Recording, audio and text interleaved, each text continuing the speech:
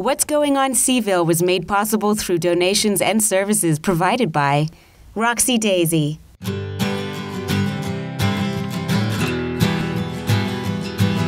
a big white ghost in the brain.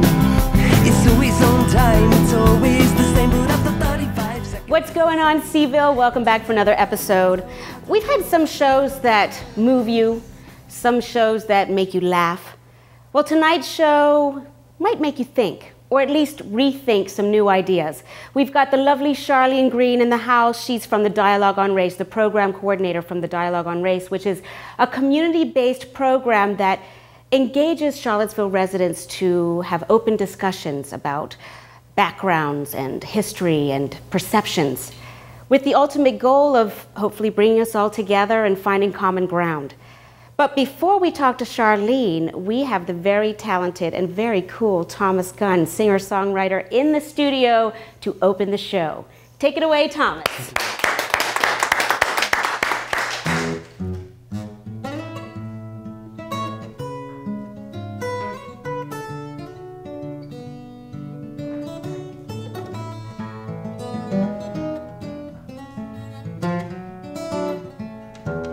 So as the story goes, there was this young man of some promise, and of course he worried that the world would somehow pass him by.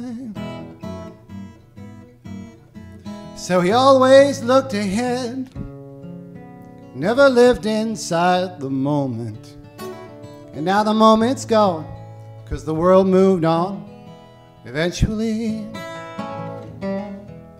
Marjorie, Marjorie is the sweetest sound you'd ever have the pleasure of ringing in your ears. My island in the storm, she was my cloak against the weather. The sweetest scene in my waking dream was Marjorie.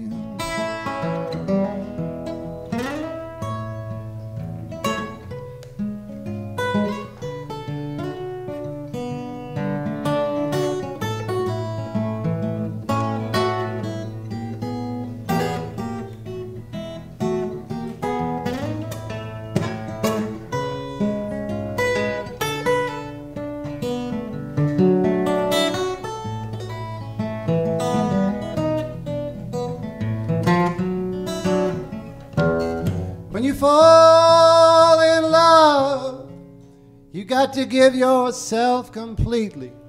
This is what she showed him, if he didn't really understand. 'Cause he was still young, you know, with many wild seeds he had left to sow. And so he closed his heart and let it go eventually. Marjorie, Marjorie is the sweetest sound you'd ever have the pleasure of ringing in your ears. In the silence of dawn, all the birds awaken to sing her song, and the sun comes up just to sing along for Marjorie.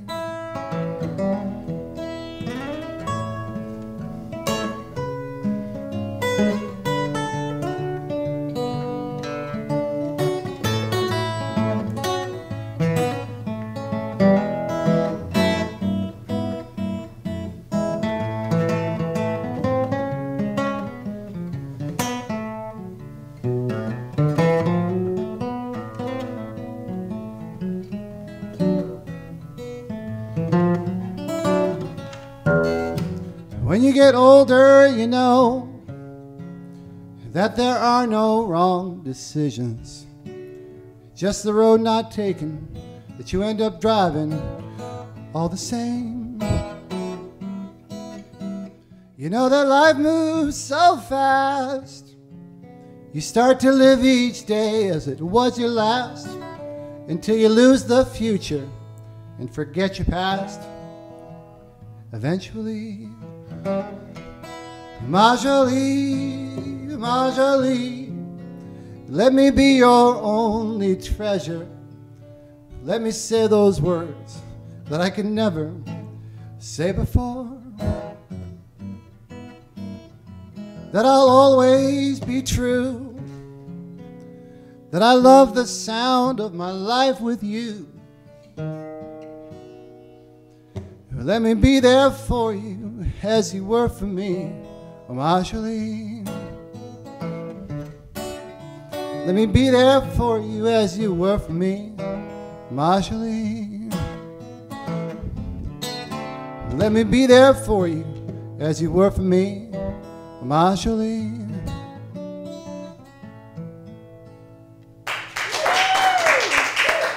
Wow. You sound like you'd make a really good boyfriend. Is that right? That's very kind of you to say that. You wrote that song, Yes, I did. Marjorie. Yeah. Is it from a past experience, something present, maybe something you're hoping for?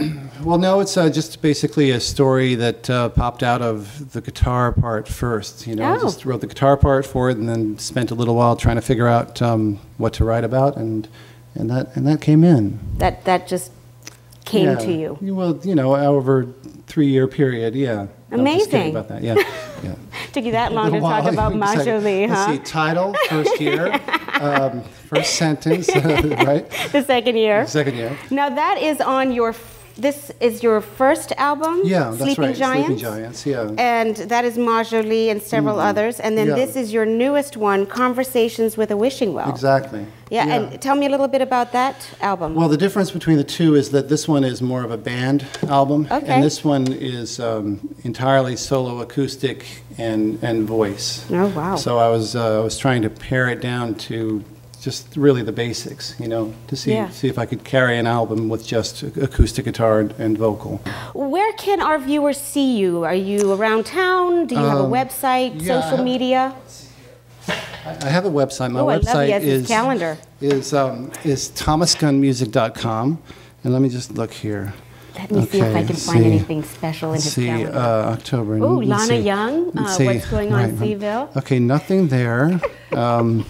Next week, nothing there. Nothing there. Looks like he's open, folks, yeah, for private it's parties. nothing but a nothing but a snowstorm here. I actually play. I back up other bands more often than I play my solo stuff. So I play with. About that. Yeah, so I play with the Michael Clement Trio. Okay. And we'll be playing in Delaplane next Saturday at a vineyard. And he's a songwriter in town as well. You might consider talking to him. It's a trio. I play upright bass in that. Oh, fabulous. Yeah. So what and other then, instruments do you play? Just bass and guitar primarily. Wow, that's impressive. The week after, I'll be playing with the Pollocks at. Let's It doesn't matter. Back to me. Back to me. Anyway, so next Saturday I'll be playing the following Saturday with Jason and the Pollocks in Maryland, and that's a full band. Wonderful. But playing electric guitar. I love your flair for the dramatics. Thank you. You're so fabulous. Thank and you. thank you for coming, You're too Thomas. kind. Yeah, my pleasure. And am I your Marjorie tonight? Are you going to hear it? Didn't I just play that song? Yeah. Yeah. Yeah. Yeah, you are. Absolutely. Thank you. Stay tuned for Charlene Green from the Dialogue on Race. I'd like to welcome Charlene Green to the show. Welcome, Charlene. Thank you. Program coordinator for the Dialogue on Race. Charlene, in 2008, the Charlottesville City Council identified the issue of race relations as one of their one out of 7 priorities, right, to deal with? Right. There was a concern that there had been prior discussions about race in town, but nothing sustained, and so at the time, Maurice Jones, who was the assistant city manager, and Holly Edwards, city council member, decided that let's explore the possibility of the city being involved with creating an initiative. And that differed from all the other attempts. That the city was not difference. involved. Okay. Exactly. The city was not directly involved. There was always, maybe a person or two in local government that would get involved in discussions, but it wasn't organized by the city. That's interesting. So, why now? What did something occur to sort of go? Okay, we're ready to make another go at this. There wasn't an incident, which is typically what happens when there's a conversation that's created, or people feel the need to focus on a particular issue because there was an incident. That was not the case here. This was a group of folks trying to be proactive in addressing past discretions from the city, past discretions from the state of Virginia, and trying to engage folks in issues where we've shied away from having some really hard or courageous conversations. Yes, well, that's a really great way to put it, courageous. I think it is something, it is a sort of that thorny issue. People aren't sure if they're going to offend if they speak up, but really you have to almost offend if you're going to be honest and make change, right? Affect change, right? Essentially. Yeah, and I think in that whole process of offending, if you set up some guidelines about how you're going to talk to each other, even if someone does say something offensive, there's you've established what it is that you want to do to ask questions around that, so people don't feel the need to just stop talking and put up the walls and walk away. There's this understanding that, well, if I say something offensive, help me understand what it was that I said so that I don't do it again. That's wonderful. Let's go there. Let's talk about the structure, because I think it's very important in order for it to be an ongoing dialogue and for it not to get stopped in its tracks, that people can have these open communications with a coach or a mediator. So how are you setting it up? How is this being set up? It was set up in the study circle process. It's a nationally known process, actually internationally known process, where if there's a community issue that you want to discuss, you get a group of people together, usually 8 to 10 folks. You set up the process of asking questions, making sure that people understand what it is, what the intent of the discussion will be, and hopefully what the outcomes will be.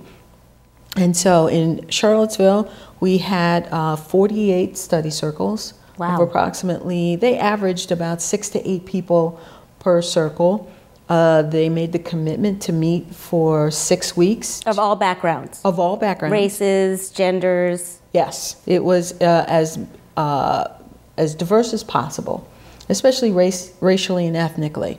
And so, so in the end, there were approximately 700 people who participated in Charlottesville, 600 adults, and about 100 students from CHS.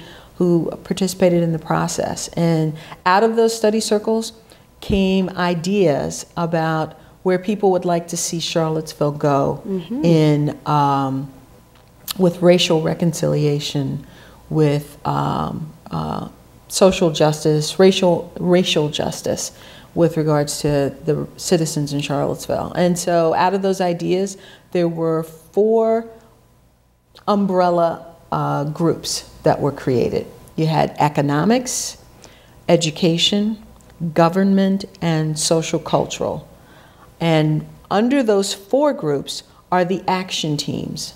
Those are the folks who meet on a regular basis around a particular issue and work to make something happen with those particular action items. And so, for instance, under education, we have a Promise Neighborhood Action Team.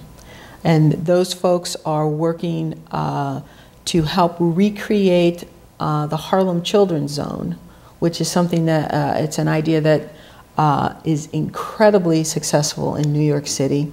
And I would encourage your listeners to go and check out that website, because that gentleman started with wanting to make a change for the children in his area 1 block at a time. Wow. So he started 1 block. When he became successful, he added another block, and pretty soon he's got his own school, and lots of folks donating money because they see the results of what's happening. And so we hope to recreate that here in Charlottesville. That's fantastic. Exactly, and George Kennedy is the gentleman who created the Harlem Children's Zone. And so here in Charlottesville, we call it the Promise Neighborhood. And that's primarily because of the grant that we applied for. It's a federal grant. It's called the Promise Neighborhood Grant. And this is the second year we've applied for it. And you know, whether we get it or not, we still have seed money that people have donated to help make something happen. So we're in the process of planning, hiring a program coordinator to help make things happen with regards to the programming and everything. What's the time frame on that? What is it realistically? Can it happen within the year, or well, not within the year because we're almost at the end, but 2012? Or? I would say, you know, this coming year in 2012, I would venture that the steering committee for the Promised Neighborhood is seeing that as a planning year, and with the hopes of maybe implementing the program in the 2012-2013 school year. All right. But the intent is to go from childhood to career in providing wraparound services and support to help get people out of a cycle of oppression. Well, let's talk about that a little bit, because I know we don't have very much time tonight. Sure. But you know, some may say, what would you say to someone that says, well, you know, it was so long ago? I mean, in 1954, you had the Brown versus the Board of Education. The Board of Education, 1954. Yeah. You know, and that was to say that they created a law to say that segregation in schools with black and white children is now illegal. Right. That was not too long ago. Right. So if someone was to say to you, why? Well, you know, I think laws are created to help us change the way we think and the way in which we behave around people who are different from ourselves. But that's just all they do, is just help. And it actually takes the demonstration of that behavior to affect the change. Just because laws were created back in the 50s, it takes a long time for people to change their attitudes and their actual behaviors. I mean, when you think about how, you know, slavery was outlawed back in 1865, and how long has it taken us to try to shake that mentality of discrimination and stereotypes and assumptions? You know, we still haven't. It's a work in process. It is, and it's going to be for a long time. But at least something is coming together in place, and hopefully it's ongoing.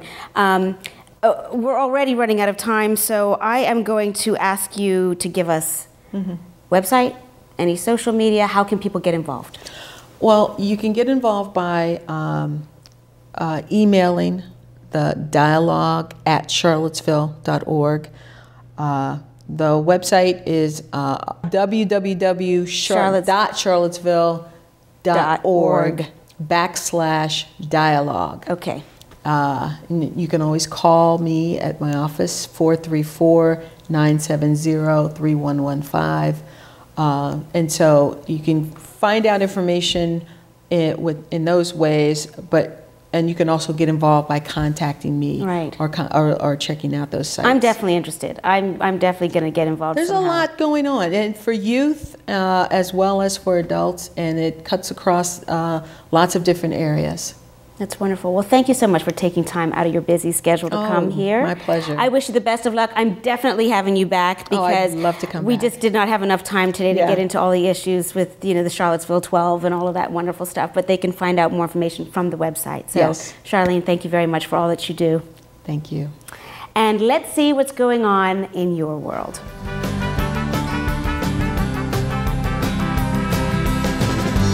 Love is the price of gold.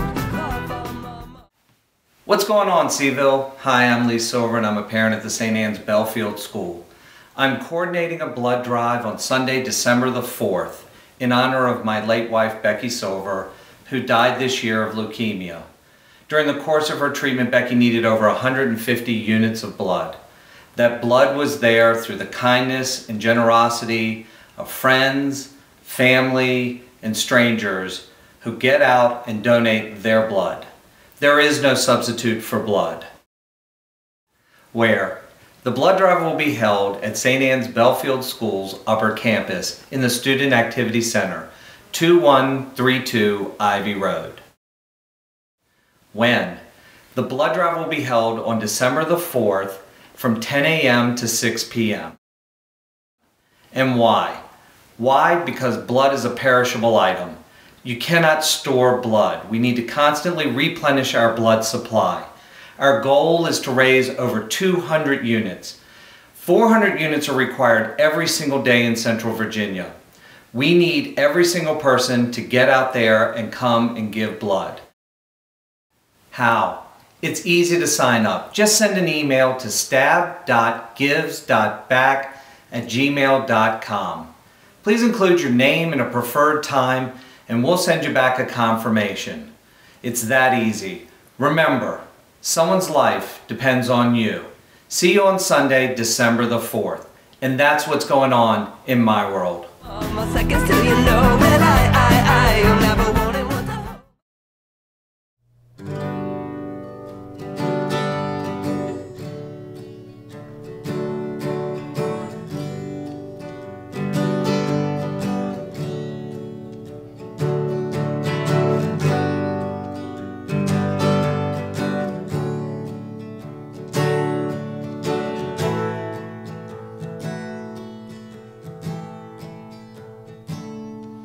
I got a head full of smoke, dust in my mouth, an angry note nailed to my door.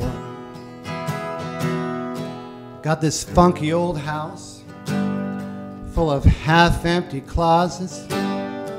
Got a great pile of clothes on the floor.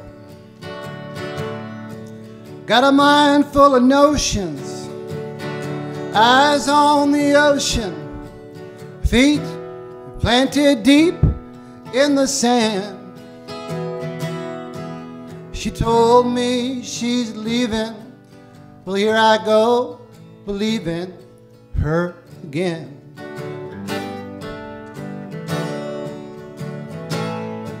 I got bushels of clams, I got moonshine, crawdads, fajitas, and Mexican rice. I got tall margaritas. I got a beer in each hand. Got a case full of champagne on ice. I got every intention of losing the best thing I got in the worst way I can. She told me she's leaving. Well, here I go, believing her again.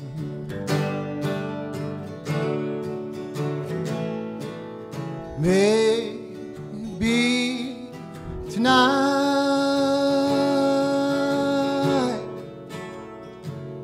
and it might be tomorrow.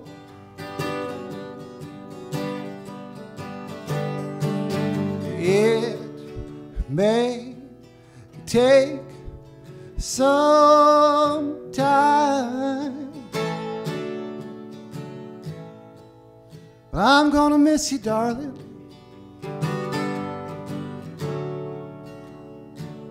I'm gonna miss you, darling.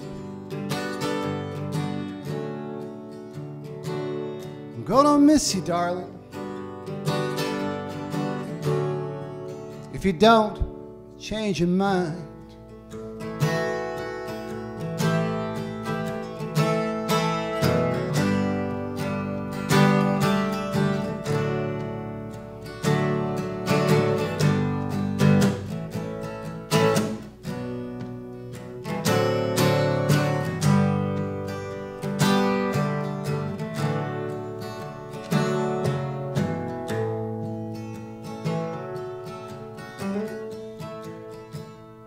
I'm gonna make me some news, Gonna drink me some booze, gonna pick me some guitar tonight. I'm gonna sing me some blues full of hiccups and heartaches, and then I'm gonna walk my legs back toward the light. I'm gonna take this advantage to do me some damage. I'm gonna raise a little help from my friends. She told me she's leaving. Well, here I go, believing her again.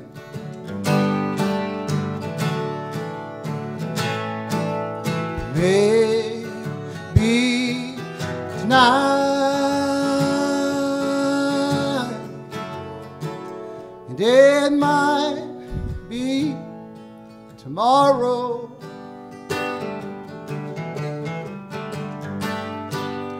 It may take some time,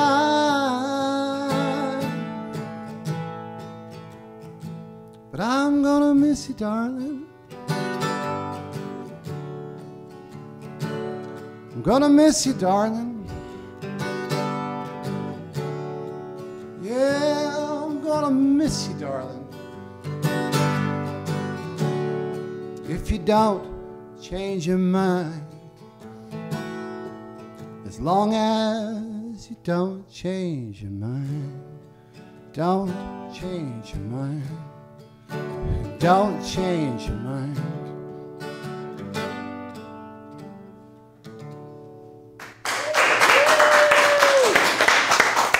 Thank you, Thomas.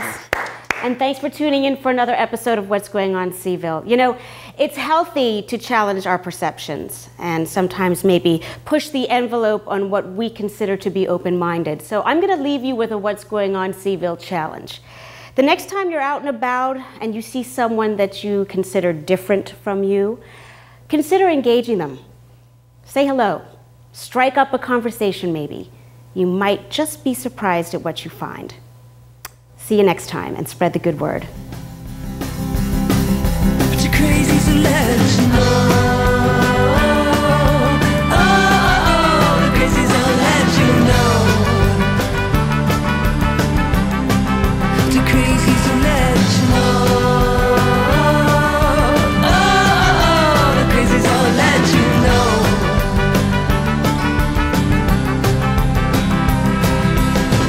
Love, love is the price of gold. More seconds till you know. Well, you'll never want it, want to hold. But the crazies with the crazies would let you know. The crazies will let you know.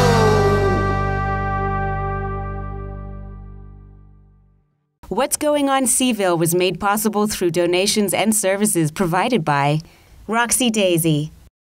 What's Going On Seville was made possible through donations and services provided by Lighthouse Studio, Hollywood Theater Lab,